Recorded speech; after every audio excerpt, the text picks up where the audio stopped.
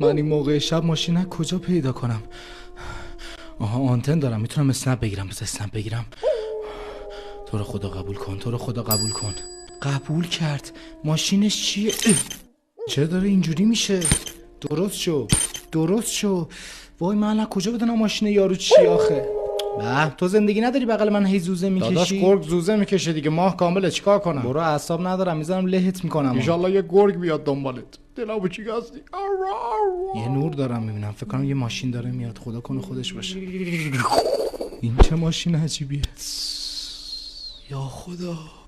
آقا مدل ماشینتون چیه؟ آخه ماشینتون خیلی عجیب و سیاهه. اسم ماشین یه چیز شخصیه. یعنی چی شخصیه؟ مگه شما اسنپ نیستی؟ اسنپ هم، ولی اسم ماشینم باید یه راز بمونه. من آدم رازداریم، فقط یه اسم بهم بگو. به ماشینم میگن بتموبیل. ماشین بتموبیل من نه بوق داره نه صندلی. ماشین بتموبیل من ارزون و بی معطلی.